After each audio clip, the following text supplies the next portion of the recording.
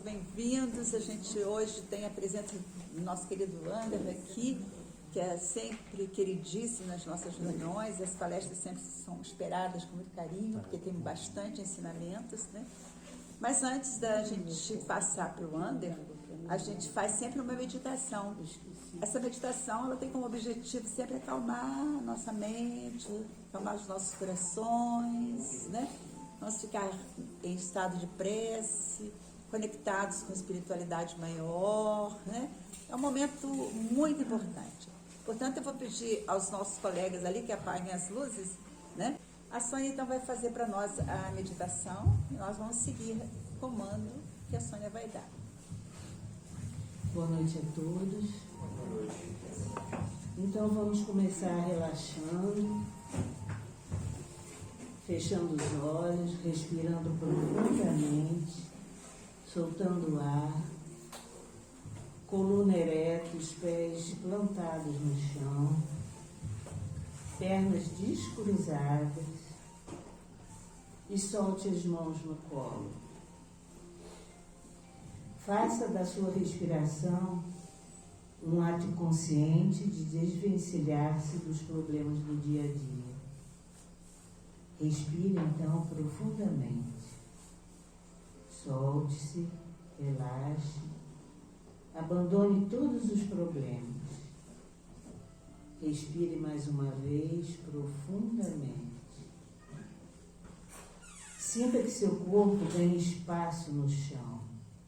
Sinta que você é recebido com muito carinho pelo solo.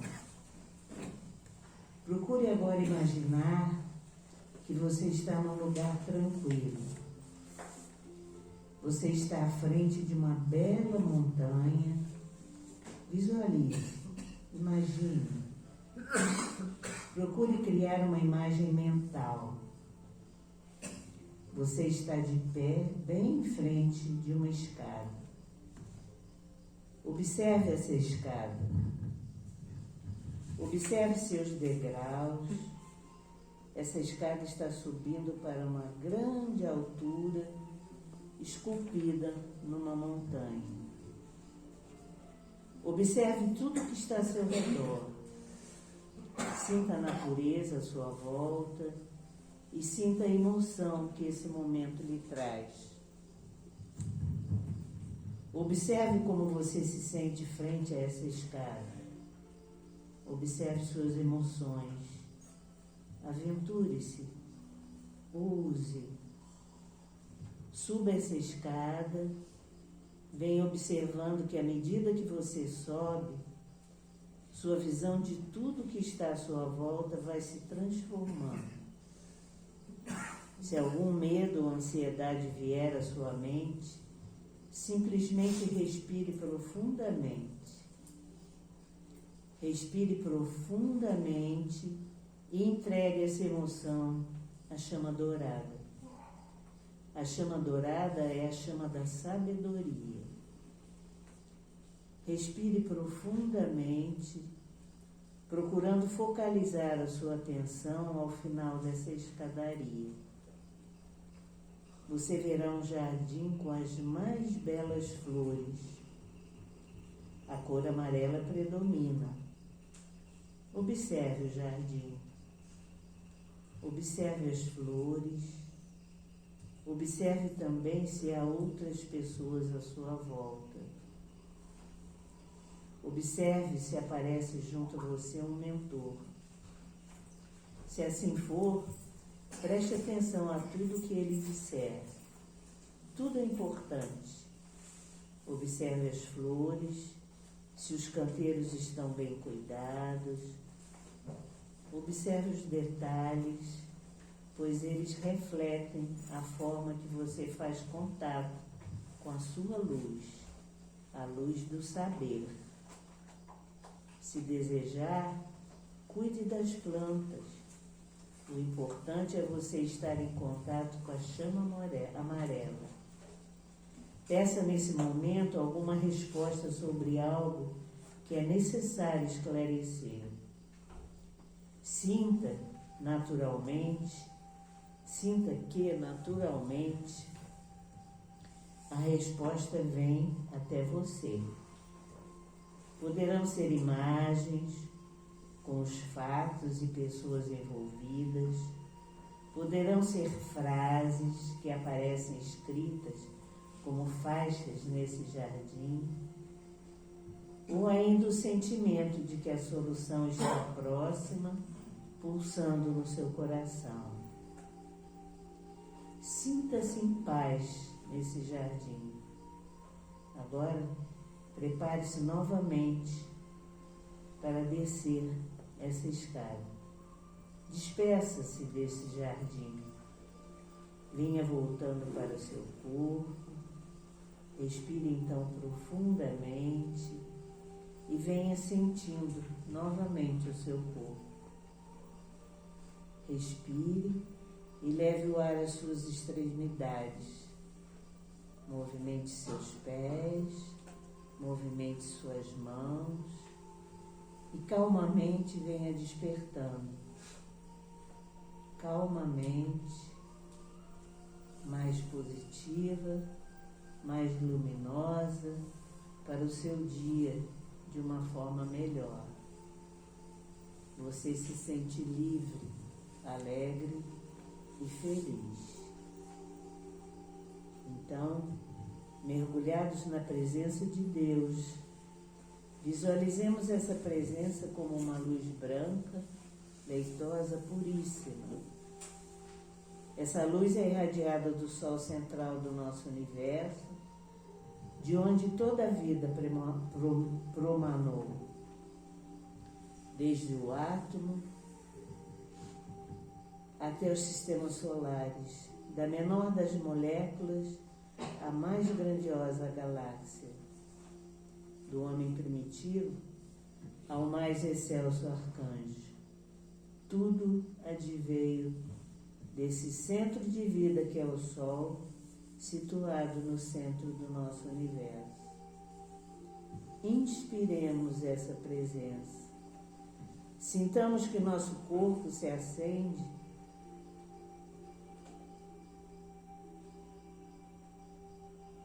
como uma lâmpada de luz branca e pensemos: a presença de Deus traz harmonia e saúde a todos os sistemas que compõem o meu corpo físico.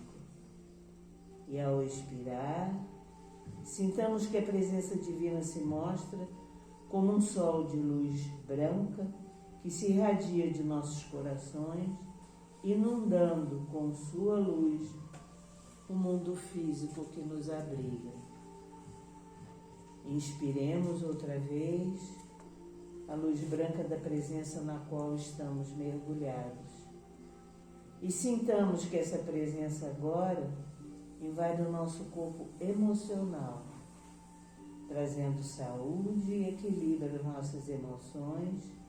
E pensemos: sara, Senhor, sara com sua presença o nosso corpo emocional. Expiremos outra vez, visualizando o sol de luz branca que se irradia de nossos corações e inunda com sua luz o mundo emocional que nos rodeia.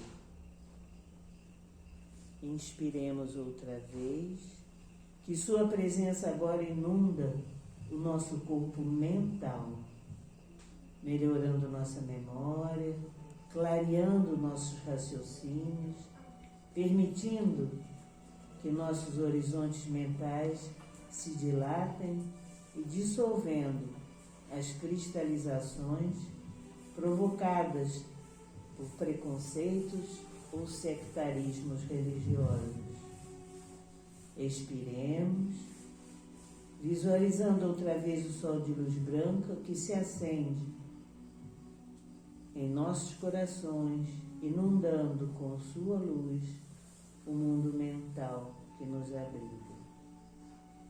Mergulhados então nessa divina presença, com nossos corações livres de qualquer sentimento inferior, pedimos ao Pai que permita que, com a ajuda de Maria e das valores angélicas, dos arcanjos, de Francisco de Assis, o patrono dessa casa, de tanta luz, dos protetores de cada um de nós e do protetor dessa casa que nos acolhe e orienta com tanto carinho, que possamos dar início à reunião de hoje.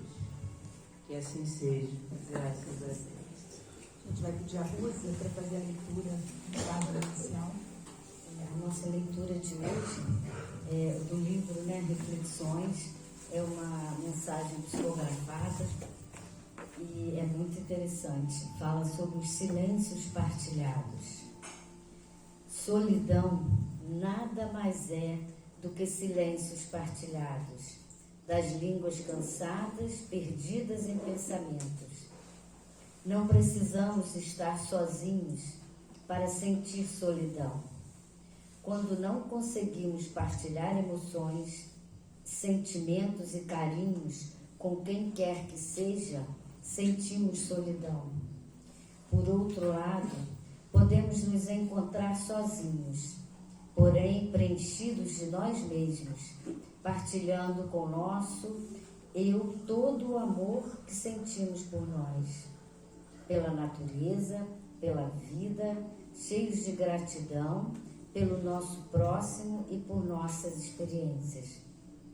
Solidão não quer dizer estarmos sós, e sim estarmos afastados de nós mesmos, de nossa essência, de nosso eu mais profundo, quando não conseguimos nem mesmo ouvir nosso silêncio.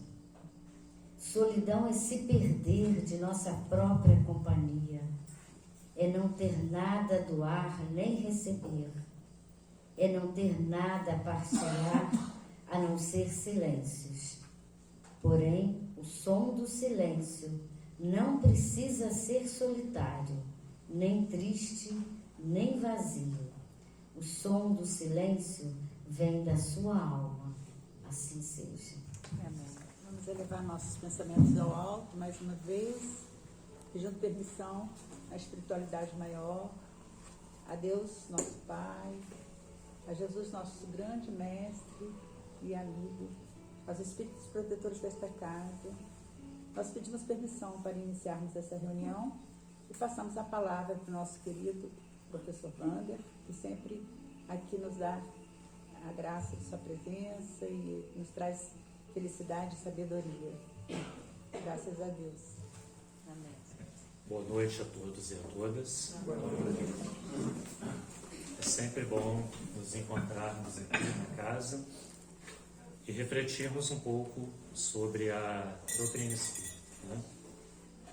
Mas hoje a proposta é um pouco diferente.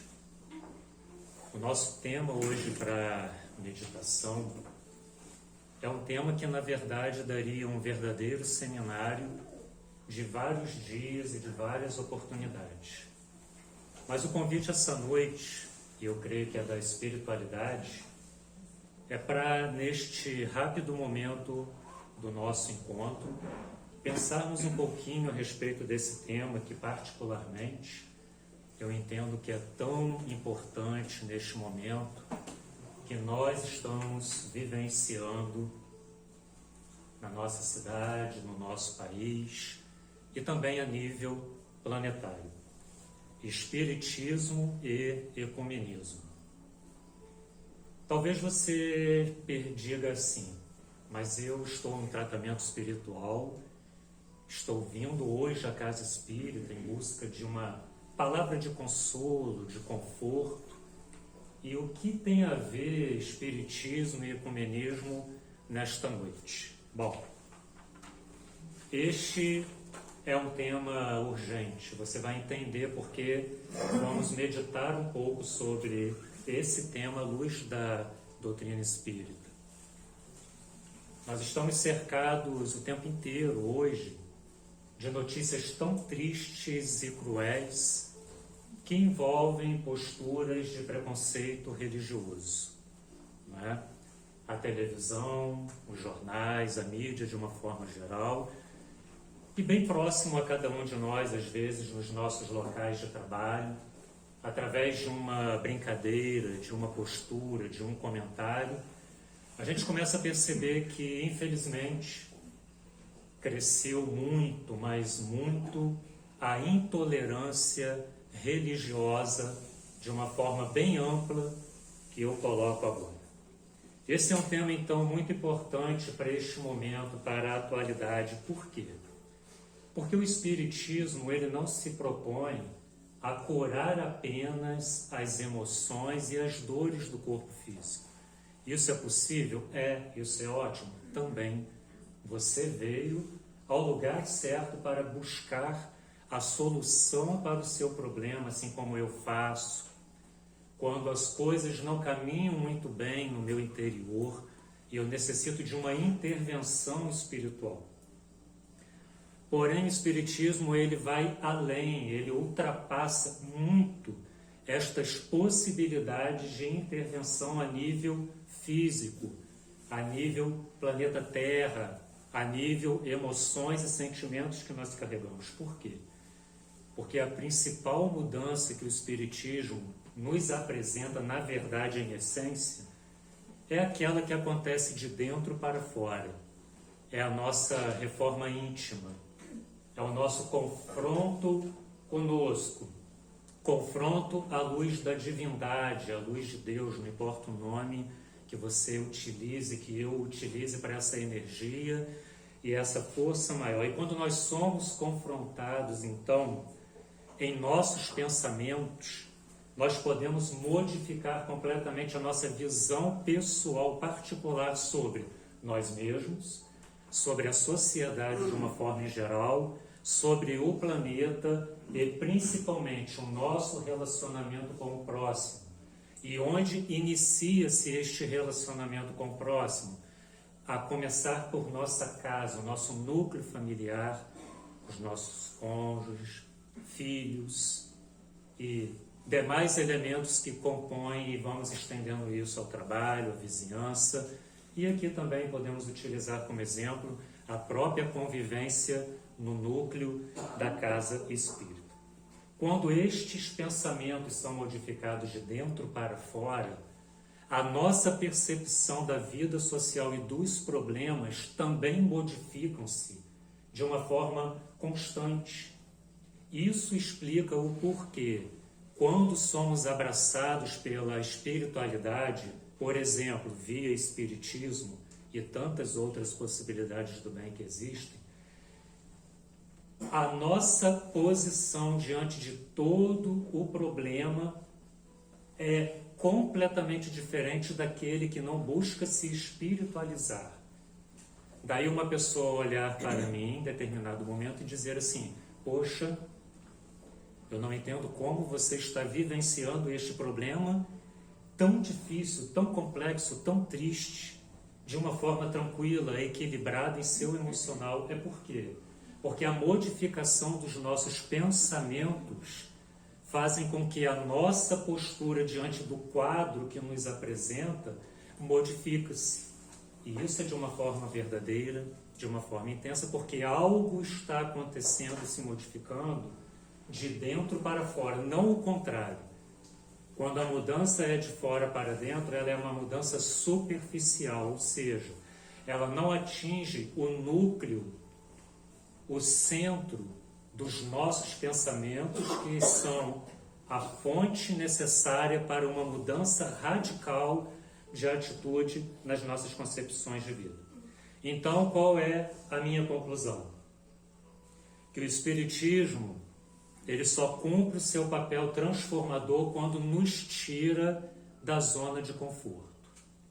Isso faz com que, embora tenhamos problemas, e seja corretíssimo buscarmos a solução, como fazemos nos tratamentos da Casa Espírita, graças a Deus, existe essa possibilidade linda que a espiritualidade nos proporciona, mas quando nós olhamos e compreendemos qual é o nosso papel nesta reencarnação, por que nós estamos em Friburgo, por que nascemos no Brasil, por que temos a família que temos, qual o sentido da minha existência na minha caminhada evolutiva hoje e agora, a minha atenção pessoal passa a abranger tudo o que acontece no planeta.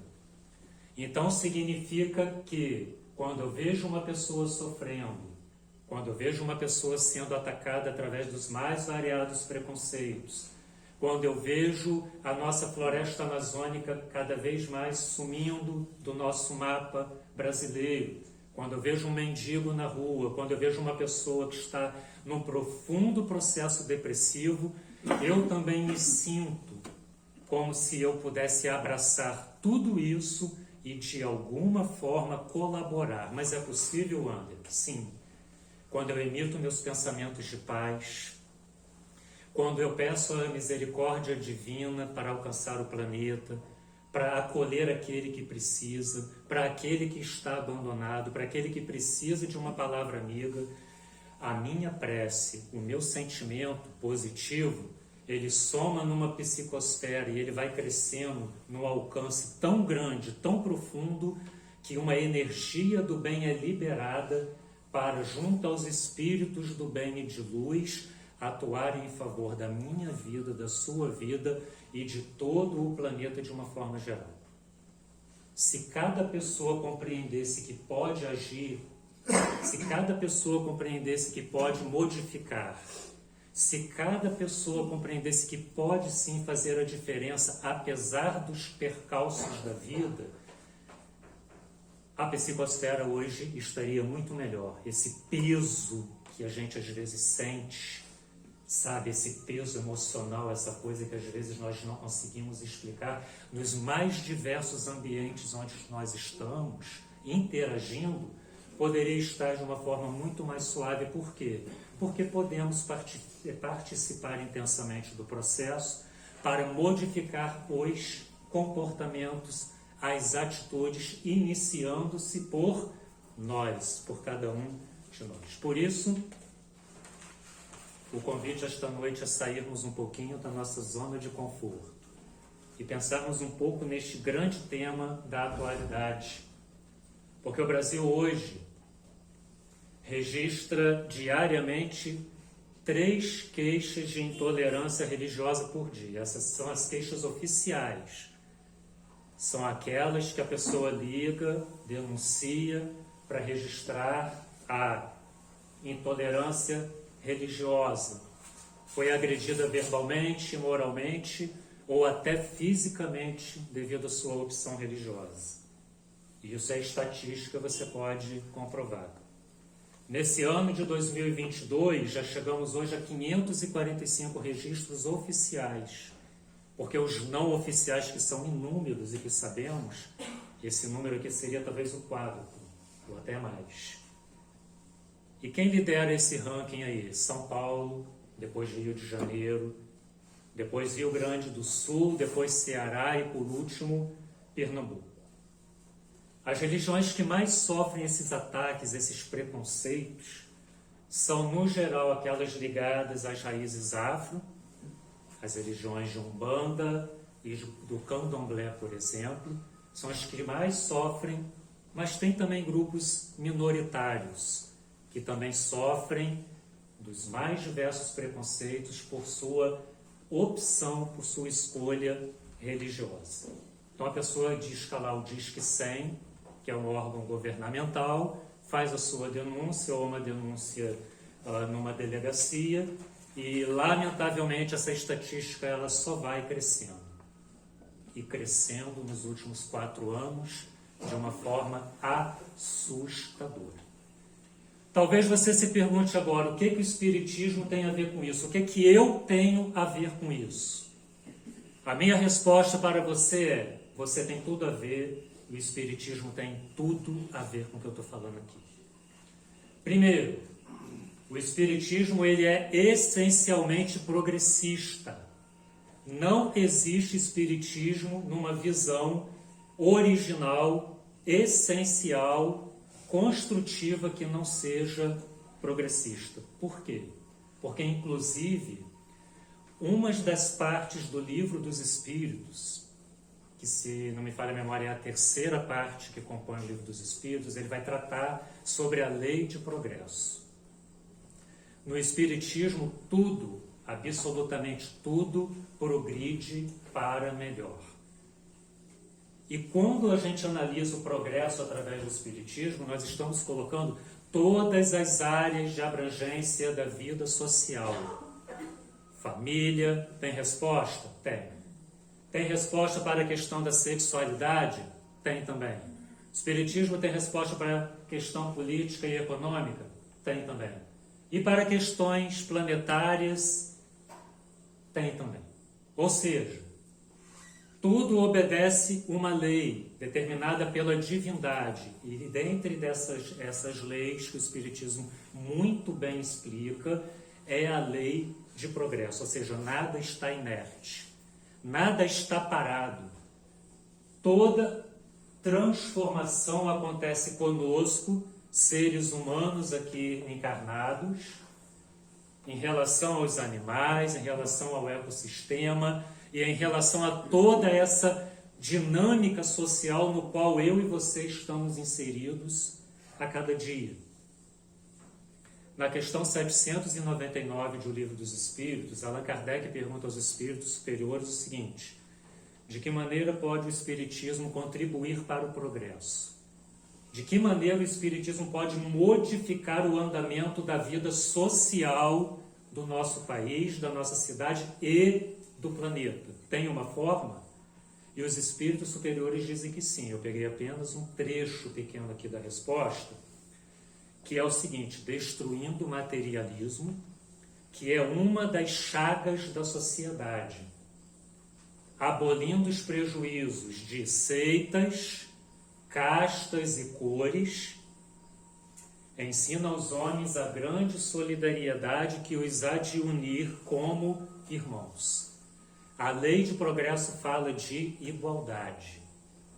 Quando você analisa a história do Espiritismo, quando você analisa as posturas de Allan Kardec, você vai ver que a visão progressista ela vai do início ao fim das obras que foram codificadas pelos espíritos de luz.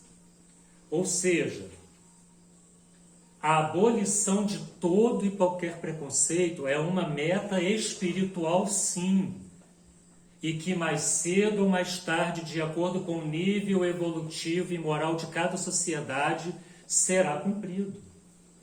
Deus possui toda a paciência do mundo comigo, principalmente, e com todos nós aqui. Você sabe por quê? Porque Deus é eterno, assim como nós também. Então Deus é atemporal, não existe tempo. Então Deus espera o tempo que for necessário para o nosso amadurecimento nas reconstruções dos nossos relacionamentos. Não é apenas de quem está pertinho conosco, da nossa família, não. É para aquele que está nem tão perto, mas que de uma forma pré-concebida eu já possuo uma opinião a respeito dele, ou de sua vida, ou de sua prática em particular. Uma das metas é abolir os prejuízos e preconceitos de religiões, de nível social, castas, e de cores. Essa é uma das metas que, quando nós começamos a refletir sobre a nossa posição diante desse tema, nós precisamos permitir um confronto à luz da doutrina para entendermos se nós estamos ou não caminhando com essa visão progressista. E isso vai depender da mudança do mundo. Isso vai depender da mudança da sociedade. Isso vai depender da mudança do Brasil. Isso vai depender da mudança da nossa família. Isso vai depender da mudança do nosso relacionamento conjugal. Quando eu me permitir ser confrontado pela espiritualidade à luz da doutrina.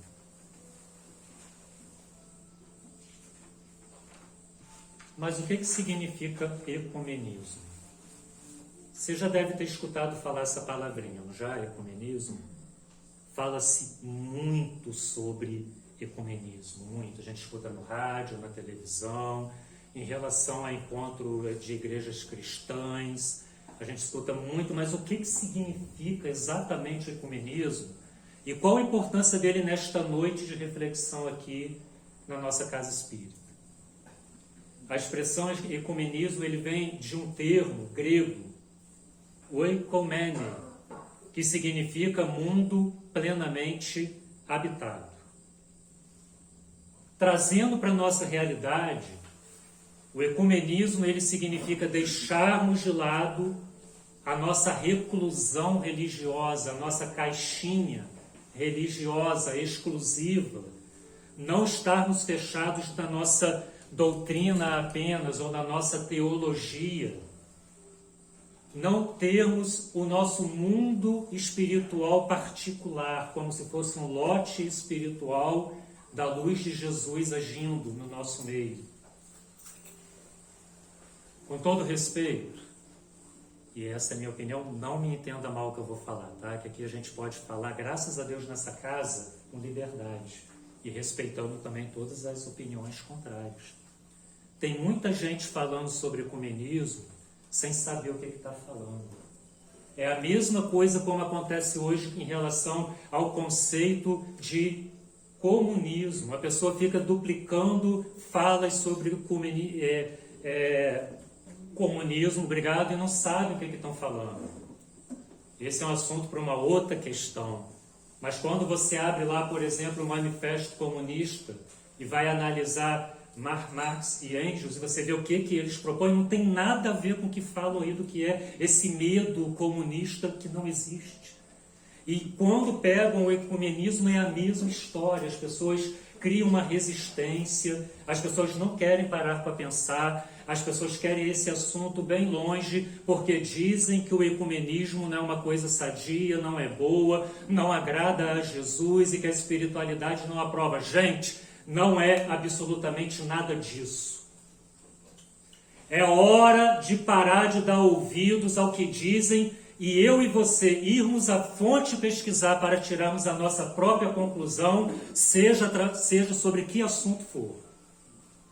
Desculpe a sinceridade. Não vamos ficar como papagaios repetindo coisas sem termos a certeza daquilo que está sendo dito. Eu confiei na fonte, eu fui verificar, compreendi o significado, então tá bom, abracei e fui embora. Mas eu tenho dúvida, vou pesquisar primeiro, vou ouvir, para que, lembre que eu falei aqui atrás, antes um pouquinho na minha fala, nos colocarmos à disposição da espiritualidade para nos nossos pensamentos sermos instrumentos do amor, da misericórdia, da paz, do abraço fraterno, seja quem for. Nós precisamos praticar isso, entender isso, esta noite que é a nossa oportunidade. O que então não é o ecumenismo, já que existem tantas opiniões e ideias que não correspondem com o sentido da palavra? O que não é ecumenismo?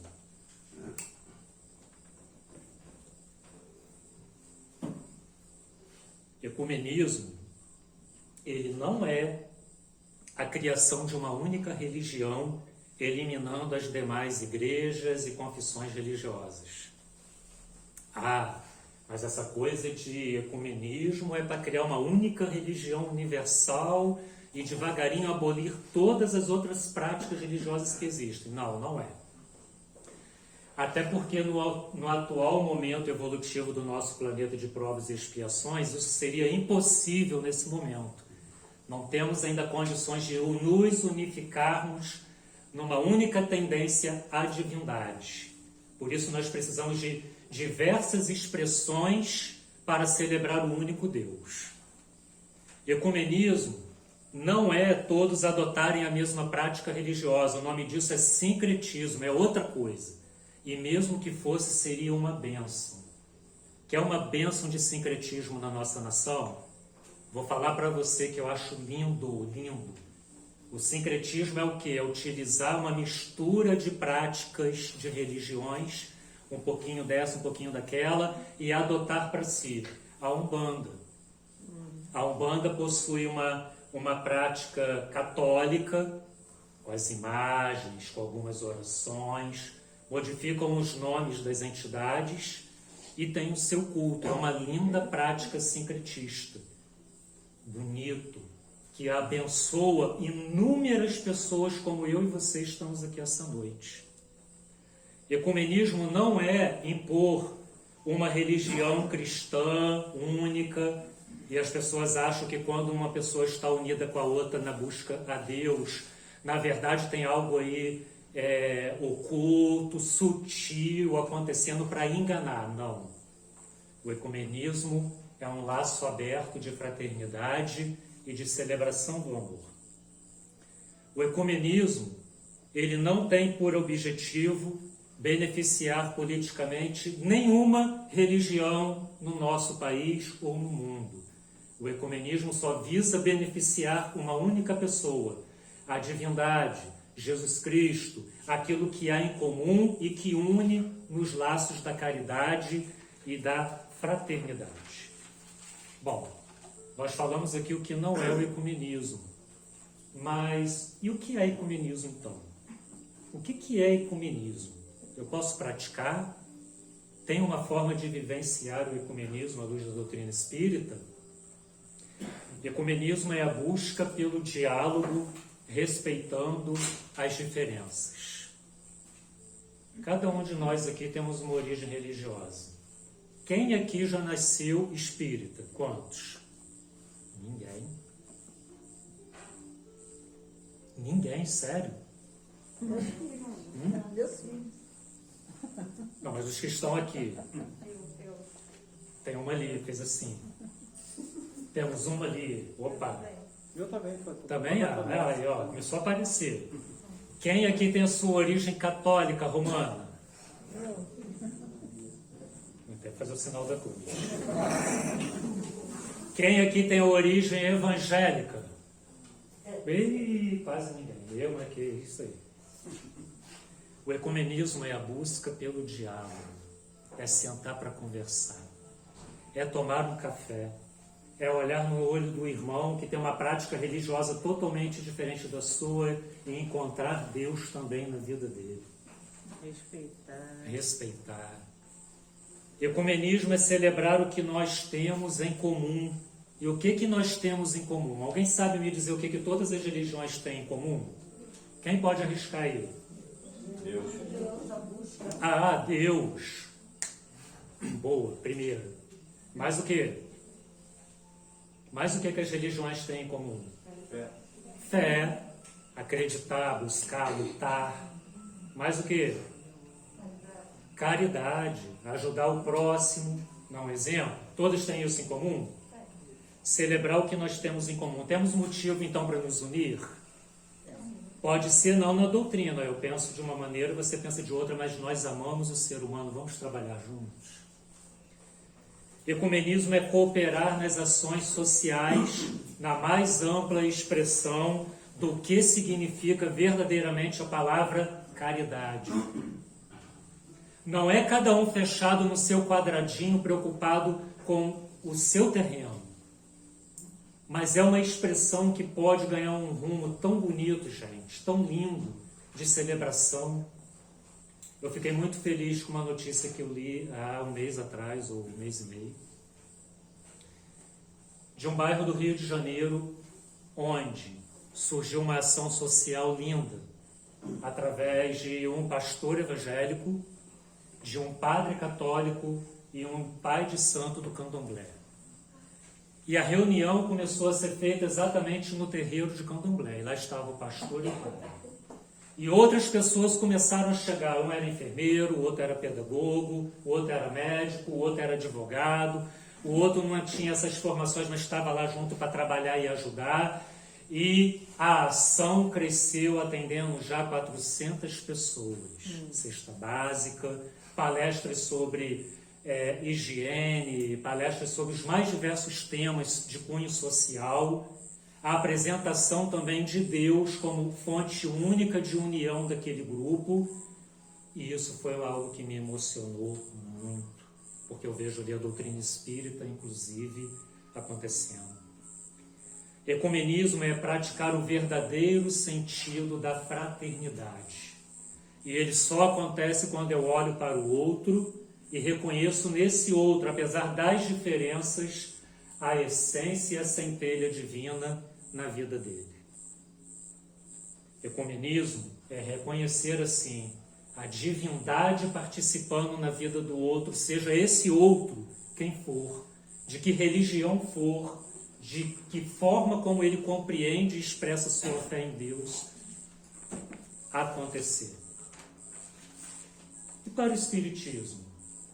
O que é ecumenismo para o Espiritismo? Eu trago uma questão interessante para compartilhar com você. 842 do Livro dos Espíritos, quando Allan Kardec pergunta assim: por que indícios se poderá reconhecer entre todas as doutrinas? De que forma se pode reconhecer de todos os ensinamentos, de todas as religiões, de todas as igrejas, todas as sinagogas, todos os terreiros, todas as expressões filosóficas, entre todas as doutrinas que alimentam a pretensão de ser a única expressão da verdade, a que tem direito de se apresentar como tal? Em outras palavras, Kardec pergunta: de todas as ideias religiosas que existem, qual é aquela que tem o direito de levantar a bandeira e dizer: olha, eu sou a expressão única da verdade?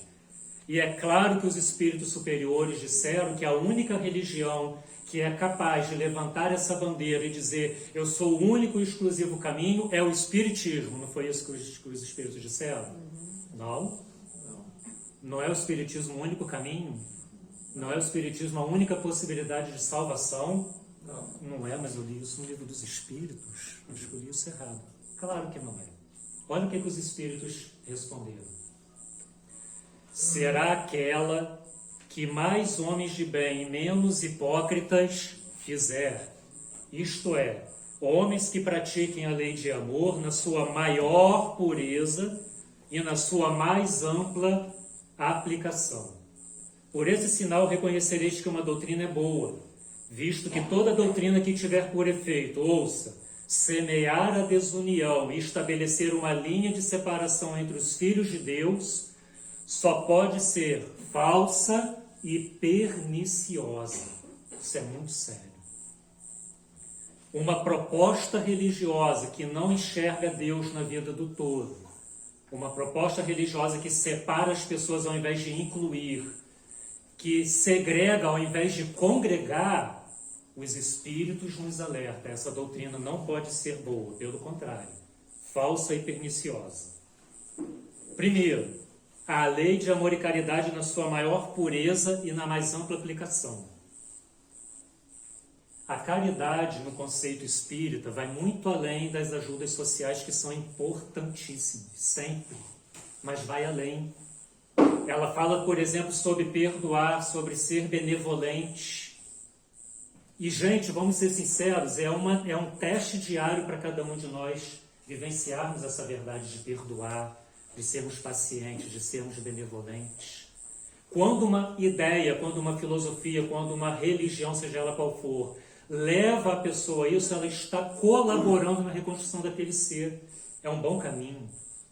Quando ela olha para a pessoa caída, destruída, amargurada, abandonada pelo sistema, e ela vai lá, abraça e acolhe e fala: olha, meu irmão, meu amigo, seja bem-vindo em nosso meio, sem saber quem, sem saber a origem, sem saber o que tem a oferecer, esse é um bom caminho que apresenta a luz de Jesus.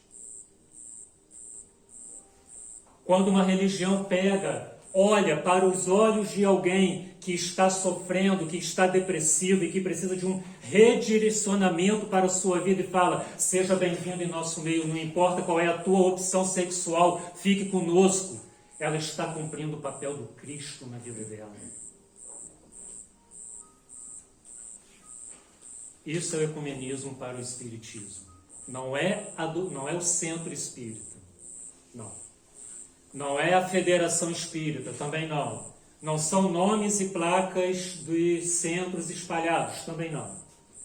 É aquele que se apresenta como o caminho do amor, o caminho da concórdia, o caminho do acolhimento, o caminho do carinho fraterno, o caminho da mão amiga, o caminho do abraço e do acolhimento. Esse é o caminho de Jesus. Igrejas cumprem isso? Muitas, várias. Centro espírita? Também. Terreiro de Umbanda Candomblé? Também. Sinagoga, mesquita? Também. Aonde há o elo do amor e que é o pensamento modifica a nossa visão perante o próximo, ali existe um bom local onde também existe uma espiritualidade sadia. Porém, nós sabemos que a realidade é bem diferente. Você concorda? Sim ou não? Concordamos. Em nome de Jesus, as cruzadas cristãs transformaram o Oriente num imenso rio de sangue, matando principalmente povos muçulmanos e que, na verdade, em nome de Jesus, eram interesses políticos na luta e pelo domínio da terra. E a gente estuda isso nas aulas de história, não é? As cruzadas, As guerras santas. as guerras santas. Em nome de Jesus, a Igreja instituiu a Santa Inquisição, matando os considerados heréticos, bruxos, blasfêmios de toda sorte, todos os que ameaçavam o poder temporal da Igreja com uma ideia nova. Se não renunciasse à sua ideia, o que acontecia? Eram queimados, vivos. Em o nome de quem? De Jesus. É claro que a Igreja já se retratou, né? Eu não estou levantando o passado, não. Só estou lembrando a história para você ver como que é a essência humana e egoísta, para onde a gente pode levar, para não se repetir. Pense agora aí. Eu sou um herético. Eu sou um herético espírita atualmente. Fui um herético evangélico, agora sou um herético espírita. E a Clélia, ela é o suprassumo da espiritualidade nesse lugar. Ela nem vai reencarnar mais, ela já está pronta para um outro planeta melhor. Vai para o céu de tripitudo, né? Porque carne não vai herdar o reino de Deus. E ela viu que eu fiz uma blasfêmia aqui agora. E ela vai me mandar amarrar, não aqui porque vai pegar fogo e tudo, mas no pátio lá atrás. Imagina essa cena grotesca, o Ander pegando fogo.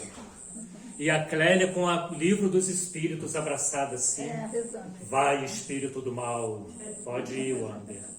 Reencarne longe daqui. Já foi tarde. Já foi tarde. Brincadeiras à parte, você possa imaginar quantas pessoas morreram assim? Gente, que coisa triste. É a realidade da nossa história. Em nome de Jesus, na noite de 23 e 24 de agosto de 1572, está na história.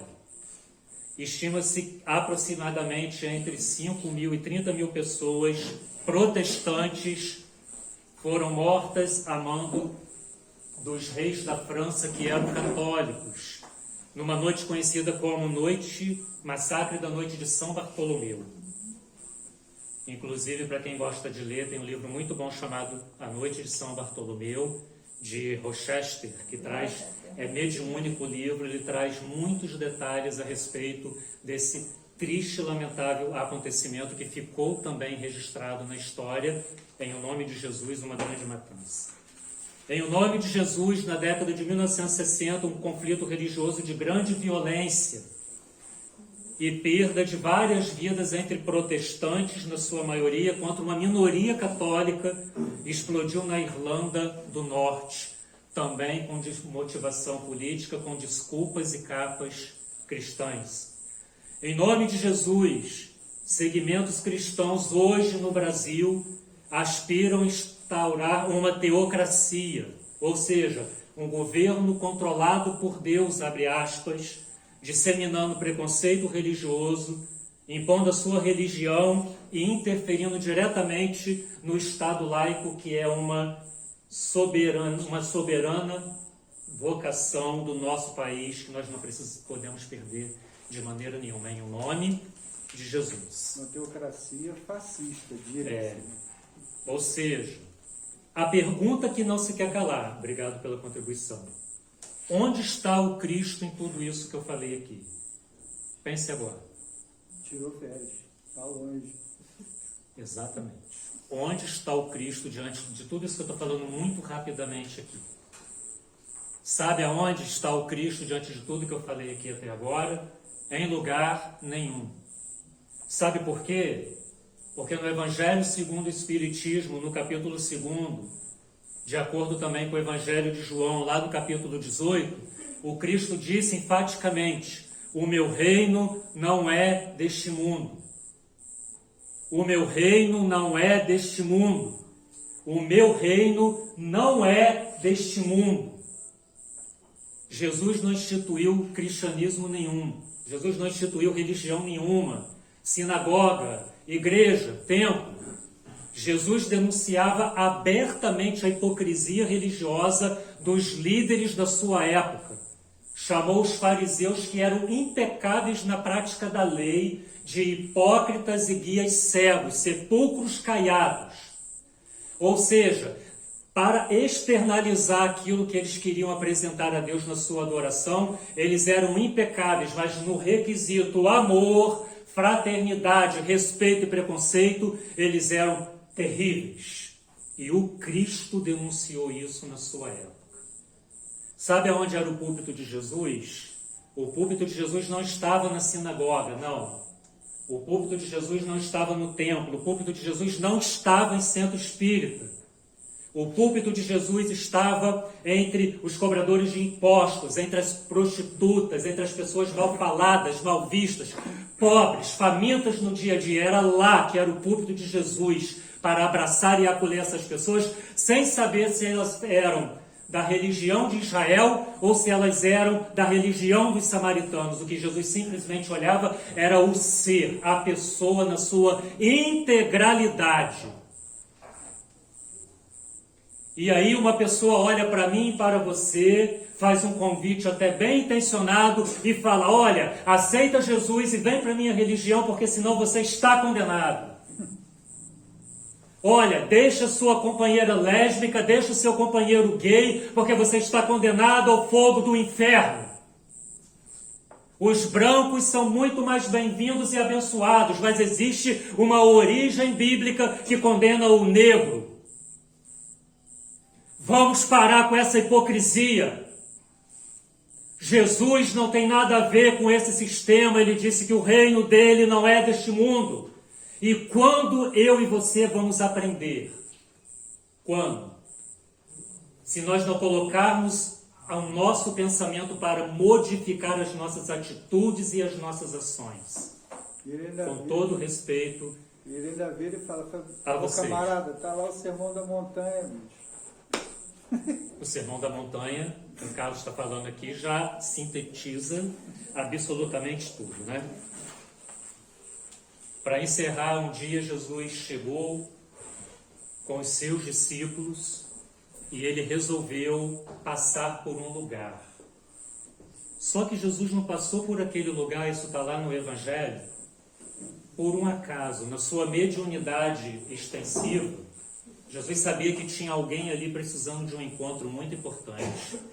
E quando ele chega com os seus discípulos debaixo daquele sol fervente, ele encontra uma mulher retirando água de um poço. Era uma mulher samaritana. E ele resolve parar ali e iniciar um diálogo com aquela mulher. Só que tem uma coisa.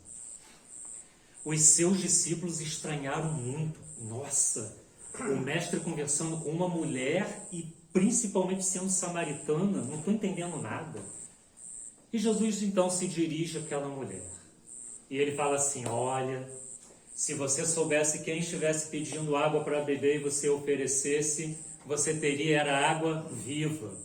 E ela então, ironizando ou não, olha para ele, você imagina, debaixo daquele sol, descendo aquele balde muito profundo, olha para ele e fala assim: ah, mestre, então me dê dessa água para não ter que vir mais aqui nesse poço buscar água. E Jesus começa a trazer revelações da vida particular dela, que ele não sabia, ele não a conhecia. E ela fala: peraí, vejo que tu és profeta, porque está falando a minha vida toda aqui, nunca estive com você, não conheço ninguém. E ela fica tão maravilhada, que ela corre para a aldeia e fala: olha, eu encontrei alguém que falou tudo sobre mim. E Jesus então vai, mantém um lindo diálogo e tem a oportunidade de abençoar vidas. Olha o preconceito da religião que nós trazemos até hoje. Mulher, machismo daquela época terrível, tá? Não estou falando mal de Bíblia, eu estou falando do contexto social. Nós encontramos aquele machismo patriarcal terrível, uma mulher que vai, devido às necessidades do lar, carregar baldes e mais baldes e mais baldes de água, porque era tarefa dela, não do homem. E lá ela tem um encontro com Jesus que era dos judeus. E está falando com uma mulher, porque o homem não podia conversar publicamente com a mulher, e ainda mais samaritana. E ele então desvenda ali para ela um grande mistério. Quando ela levanta a questão de onde é o lugar certo para se adorar, se é no templo em Jerusalém, se é no templo de Samaria, porque os judeus falavam abertamente: samaritano não presta. O culto do samaritano não vale nada. O culto do samaritano reúne só pecadores. Nós é que somos os santos perante Deus. E Jesus fala assim: olha, vai chegar um tempo que nem aqui nem lá você vai adorar. Deus vai buscar todos que adorem a Deus em espírito e em verdade. Não precisamos estar em local nenhum para conectarmos a espiritualidade amiga. Estar aqui ajuda? Sim. Mas nós podemos sentir essa essência, essa vibração, aonde estivermos, se nós abraçarmos o processo do amor, da renovação e da transformação do nosso ser. Mais uma vez, Jesus traz o exemplo através de uma historinha chamada Parábola do Bom Samaritano. Você conhece, né? O homem passa por uma estrada e é assaltado e arrebenta o cara todo. Ele morre, não morre, fica caído naquela estrada. Você pode imaginar isso? Uma estrada deserta aqui de Friburgo, Alto do Caledônia, não sei qual é a mais perigosa hoje. E está subindo. Aí passa lá um grupo de salteadores, de ladrões, além de levar tudo, dá uma coça no sujeito e deixa ele caído lá perto do bueiro. Aí passa um religioso. Na verdade, passam dois. Olha assim para ele, nossa, né? Coitadinho, olha, tá todo arrebentado. Esse acho que não passa de hoje, não. Mas como eu sou judeu e eu não posso tocar no corpo, principalmente de um cara desse que é pecador, eu vou me contaminar, então eu não posso ajudar, não posso fazer nada porque eu sou santo. Foi embora. O outro também muito santo passou, olhou, ignorou, foi embora. E aí vem um samaritano, que era considerado pelos judeus um puro, péssimo. E ele vai, limpa as feridas daquele homem, coloca no seu cavalo, vai para uma pequena pousada e diz: olha, cuide desse homem, quando eu voltar aqui novamente eu pago a estadia, a diária do que gastaram aqui com ele. Mais uma, Jesus curava, sabe por quê? Jesus era o maior médium que já passou por essa terra, a mediunidade de cura de Jesus era fenomenal. Então as pessoas iam até Jesus para receberem cura para o seu corpo físico, inclusive. E chegou até Jesus um pedido, na verdade estavam implorando. Um oficial romano, não era judeu, era considerado um pagão, cultuador de, abre aspas, deuses. E ele pede para Jesus ir até a casa dele, porque um funcionário dele, muito querido, estava muito mal para morrer. E Jesus fala: tá bom, vamos lá. Mas quando estava para chegar em casa, ele mandou uma outra pessoa vir falar: Jesus, não precisa ir na minha casa, eu não sou digno de receber você aqui. Eu sei, eu acredito que basta uma palavra tua e o meu amigo, ele ficará curado na minha casa. E Jesus ficou abismado com o tamanho da fé daquele homem. E diz lá o registro bíblico que aquele homem foi curado. Eu quero falar uma coisa para você. Foi muito rápido o que eu falei aqui até agora. Esse é um tema que gera muitos seminários e algumas coisas que eu tinha pensado até fugir. Para eu chegar aqui hoje, eu passei por um intenso processo ecumênico na minha vida. Você vai entender por que eu estou falando isso. A minha origem é evangélica, pentecostal. Só que eu sou de uma época onde as coisas eram muito fechadas. Muito. Não se podia absolutamente nada, muitas regras. E eu fui ensinado de que Deus que Jesus só estava na igreja evangélica. E os meus pais faziam isso achando que estavam certos, não school. Entrar numa igreja católica, jamais. Podia até levar uma coça se entrasse numa igreja católica sem saber, né? Eu cresci com essa mentalidade, mas dentro de mim, como desde bem criança, muito questionador, algumas coisas não encaixavam. Eu fui ordenado ao pastorado, eu pastoreei 14 anos, a maioria desse tempo foi nas Assembleias de Deus, minha família toda, 200% de lá.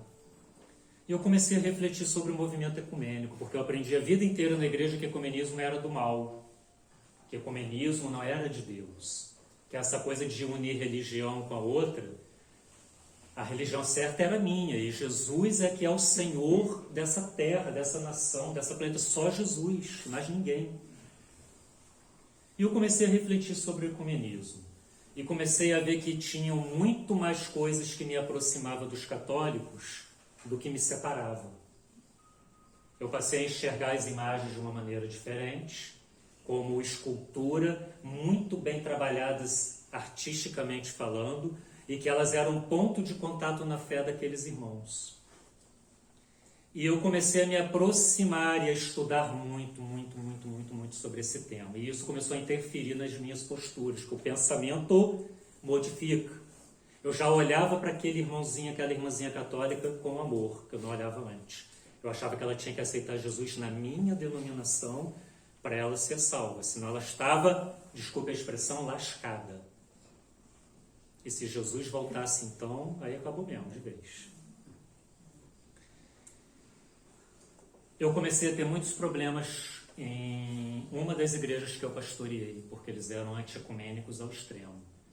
Então, num dia eu tive que me defender diante de um presbitério de 30 entre pastores e presbíteros líderes, eu era um dos pastores, acusado de falso pastor, porque eu defendia, por exemplo, esse tipo de postura.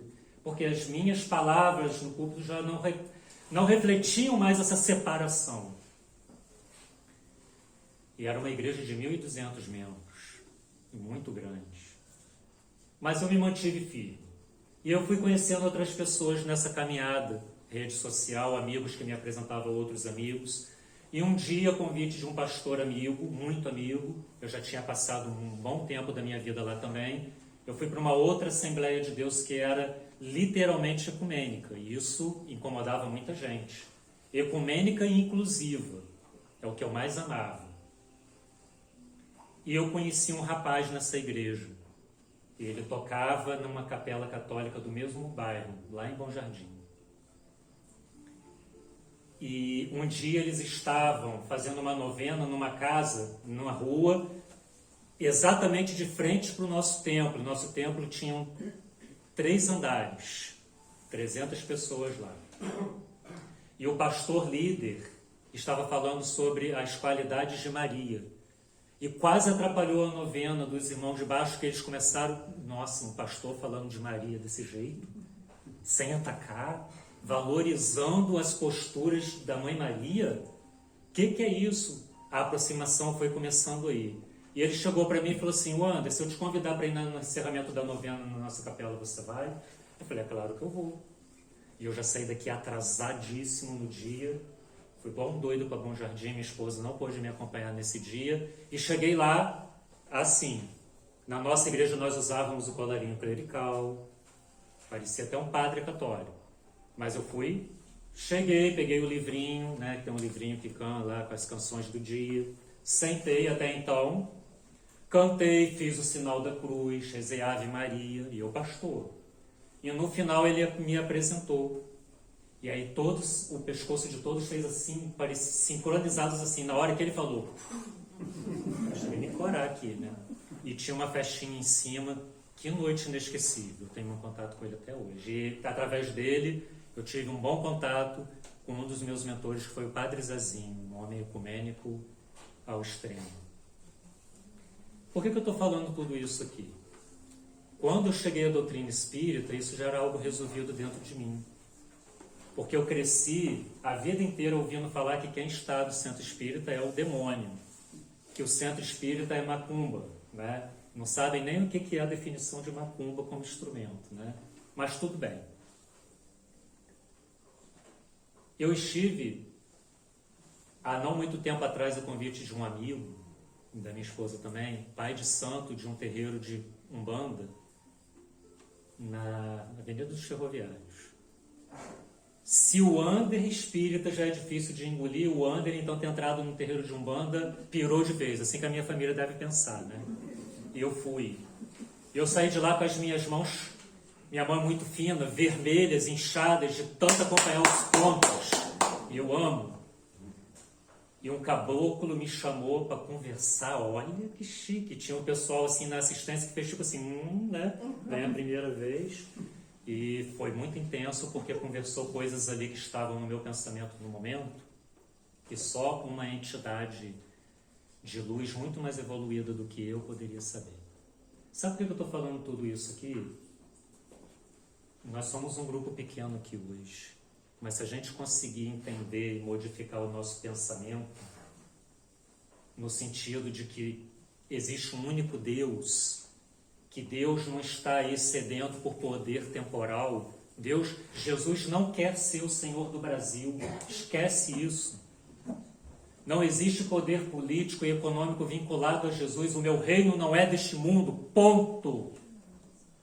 Quando eu conseguir compreender Deus na vida do outro, seja budista, seja do Islã, seja do Candomblé, seja da Umbanda, meu irmão, as coisas vão melhorar muito, inclusive no nosso tratamento espiritual que buscamos aqui na casa, porque um dos grandes entraves da nossa espiritualidade é o preconceito.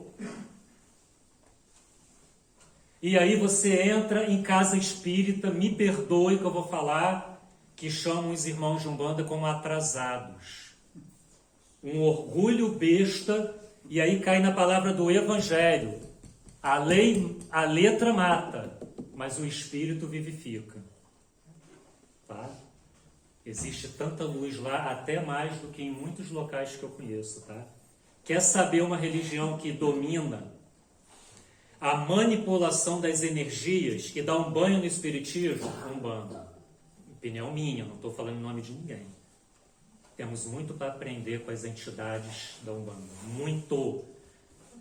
Sabe, eu estou acabado, estou rasgado, estou molhado, estou triturado. Cheguei no terreiro, tem alguém que vai fazer assim, ó, não quer nem saber de onde eu vim. E antes de pensar em fazer 4 anos de estudos para se tornar um médium, eu já estou lá, trancos e barrancos, recebendo orientação, mas já trabalhando no bem. E aí, se vem uma entidade da Umbanda e aparece na mesa da casa de alguns centros espíritas, ele tem que voltar. Peraí, esse lugar aqui não é lá. Atrasado demais. É lá no seu terreno, você está muito atrasado. Você já leu o livro dos Espíritos, entidade? Me diz aí, capítulo 3 do Evangelho segundo o Espiritismo, não sabe? Vai bater seu tambor lá. Que pena, gente. Eu sou membro da Ordem Rosa Cruz, e lá tem uma expressão muito bonita, porque é monoteísta, só que usa a seguinte expressão que me marcou, você não tem ideia de como eu amo. Nós fazemos a nossa prece, cada um ao Deus do seu coração e da sua compreensão. Isso para mim tem uma diferença que você não tem ideia. Eu chamo Deus, de Javé, de Jeová, Krishna. Eu chamo Deus de energia quântica. Eu chamo Deus de espírito Ruá. Amigo. Hã? Amigo. Não ouvi. Amigo? Amigo. Amigo. Chamo Deus do termo que eu quiser. Quando eu aprender a não entender Deus com base nesse corpo físico, esquecer que ele não tem nada a ver com homem, mulher, que ele transcende, ele ultrapassa tudo isso, as coisas começam a clarear muito mais na nossa vida e na nossa trajetória. Então, eu quero agradecer a sua atenção. Hoje foi uma palestra diferente, mas eu gostaria que você levasse com carinho, mesmo aborrecido talvez, e pensasse. Aqui é democrático, ninguém tem que pensar como eu, não. Ou melhor, é melhor você pensar, porque senão tranca aquela porta lá. Quem não pensar como eu não sai daqui hoje. É o seguinte, essa história de Jesus é o Senhor do Brasil. Aqui, eu vou falar a verdade porque eu vim aqui hoje. Essa história de Jesus é o Senhor do Brasil não é verdade, não. Kardec é o Senhor do Brasil. Fim de papo. Eu estou brincando para você relaxar, mas pense um pouquinho nisso, tá? Deus não tem... Jesus não está preocupado com o poder de nenhuma expressão física. Mas quando você olhar um irmão de Umbanda, do Candomblé, católico, se convidar você, vai conhecer, que aí você vai tirar sua própria conclusão por você. Ordem Rosa Cruz, Igreja Messiânica Mundial que aplica o Jorei ali, que é uma bênção e uma maravilha. Vai lá. E esse tudo junto e misturado, que é o híbrido que eu sou hoje, me faz um bem extraordinário e enorme. Às vezes eu nem pareço espírita, eu pareço mais um espiritualista, né? Porque tem me feito bem. Eu não estou fechado apenas aqui, embora seja parte hoje da minha formação. Mas eu quero retornar para o plano espiritual, de coração, menos preconceituoso, porque isso aí eu já venci na minha vida. Posso falar uma coisa para você para encerrar? Não existe coisa mais linda, e eu falo isso e me emociono. Uma jovem pensou em se matar. Ela estava decidida naquele dia a se matar. Ela é uma homossexual. Só que você olha para ela, é um homem no corpo de uma mulher. Eu nem sabia que ela era um homem. Eu fui saber depois, quando ela escreveu a carta para a gente. E aí uma pessoa da igreja que tinha essa visão ecumênica, de acolher, levou essa jovem para a igreja. A vida dela mudou. Até há pouco tempo ela agradecia o dia que ela entrou lá naquele lugar pela primeira vez, porque em nenhum outro lugar ela era acolhida. E ali ela fez um círculo de amizade, ali foi o local do acolhimento dela. Um casal de lésbica procurava uma igreja para frequentar lá em Bom Jardim. Não tinha nenhuma, porque botava a cara na porta e já fazia assim, né?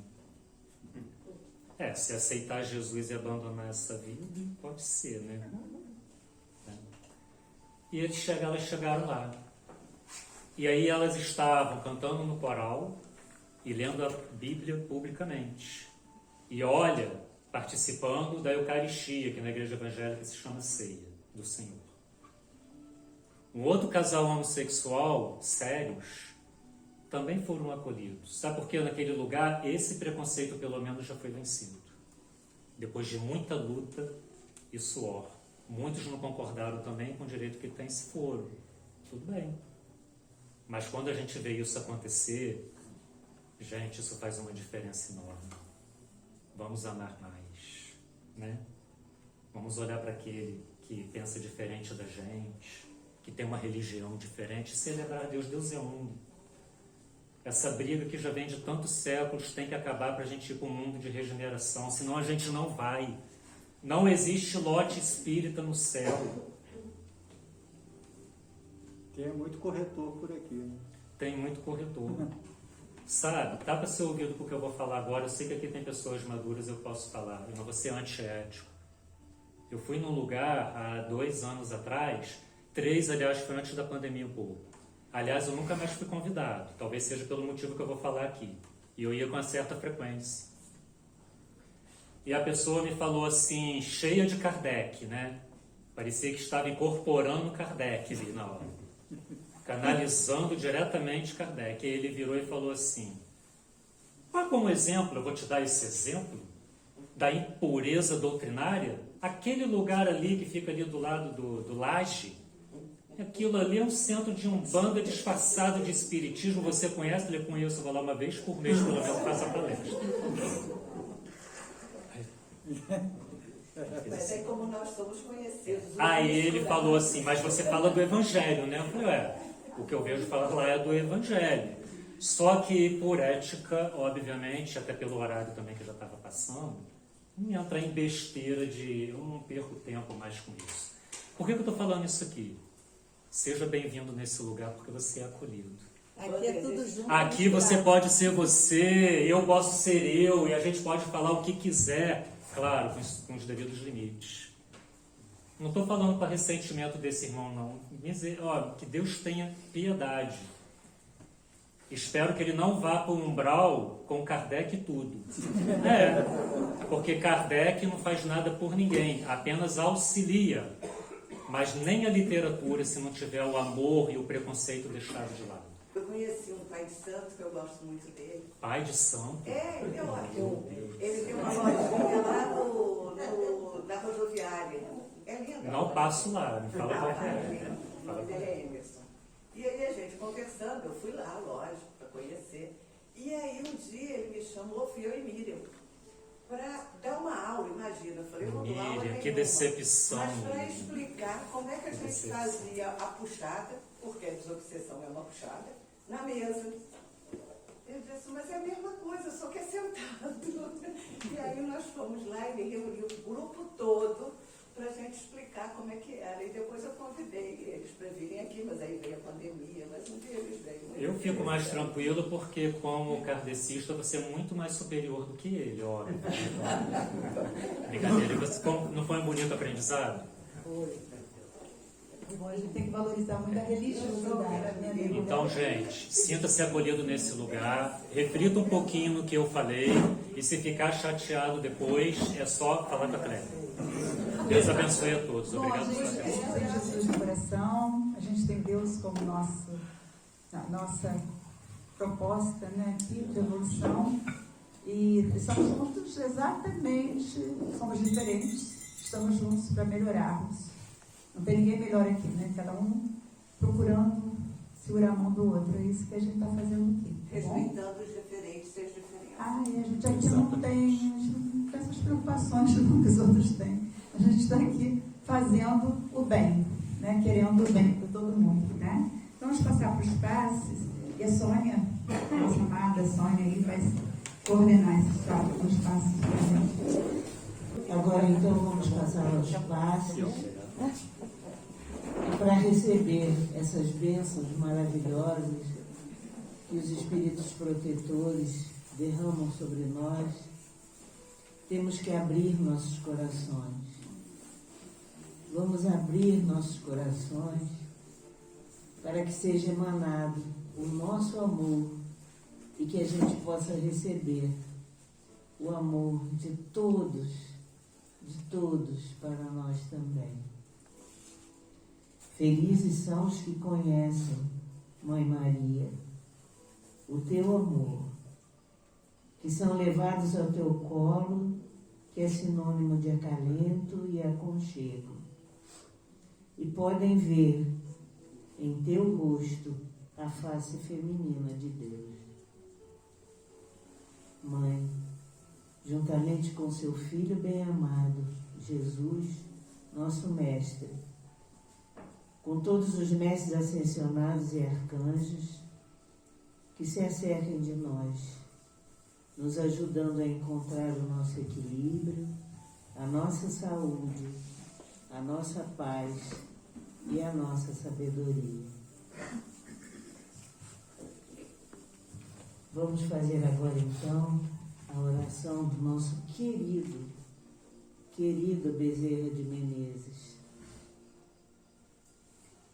o médico dos pobres, os médicos dos necessitados, que ele derrame sobre nós as bênçãos necessárias a cada um de nós. Doutor Bezerra de Menezes, nós te rogamos, Pai de infinita bondade e justiça, as graças de Jesus Cristo e suas legiões de companheiros, que eles nos assistam, Senhor, consolando os aflitos, curando aqueles que se tornem merecedores, confortando aqueles que tiverem suas provas e expiações a passar, esclarecendo os que desejarem conhecer a verdade e assistindo a todos quantos apelam ao teu infinito amor. Jesus, divino portador da graça e da verdade, estende tuas mãos dadivosas em socorro daqueles que te reconhecem o dispenseiro fiel e prudente.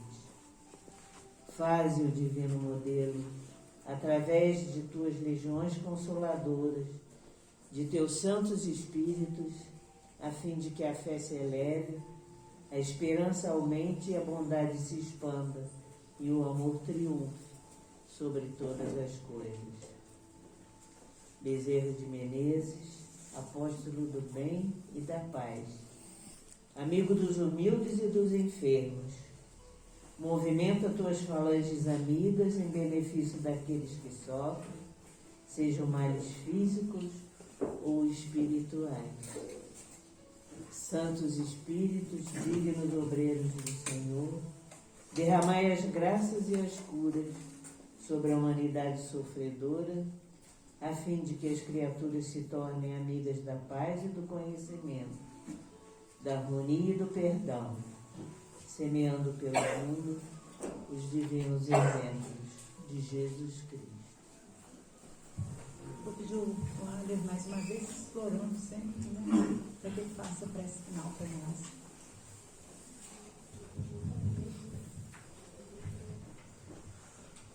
Amado Mestre Jesus, espiritualidade amiga, amigos espirituais que nos assistem, nossos mentores, nossos guias, agradecemos por esta noite, por cada um de nós que tivemos a oportunidade de estarmos nesta casa de oração, cercada de amor, de paz, de entidades que aqui trabalham para iluminar, para trazer o equilíbrio emocional e espiritual a todos que aqui procuram acolhimento, tratamento e direção.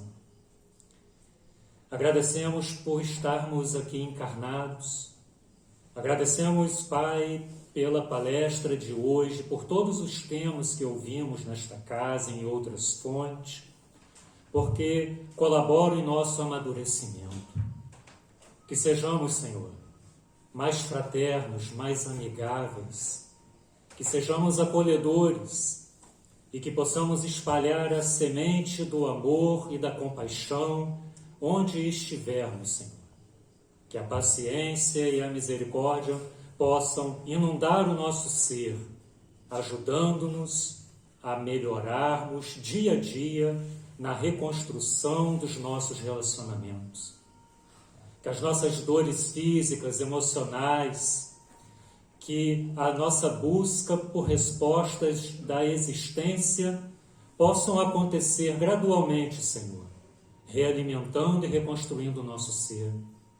Pedimos a Ti, Pai amado, a Tua luz protetora, aos nossos amados irmãos desencarnados que encontram-se agora no plano espiritual, que recebam a energia do nosso amor, que recebam a energia e as vibrações de paz. Pedimos também, Senhor, por todos que colocaram os nomes nas caixas de oração, inclusive dos encarnados, para que as entidades protetoras e de luz possam direcionar vibrações de energias em direção a cada vida. Que tenhamos uma semana de paz, Senhor. Sim, que tenhamos uma semana de luz dentro do nosso lar, que possamos unir o melhor dos nossos sentimentos através do pensamento, e o pensamento é energia, e é essa energia que constrói uma psicosfera melhor, menos densa e mais agradável. Senhor, abençoe a nossa casa, cada cômodo do nosso ambiente familiar, que tenhamos a percepção espiritual e a direção dos nossos espíritos guias para uma semana de luz e de paz e de vitórias em nossos desafios pessoais, fontes de amadurecimento e de aprendizado. Obrigado por este lugar, nós te agradecemos de coração, dizendo que assim seja e graças a Deus. Então, Deus abençoe vocês, abençoe cada um na hora de escolher seu representante.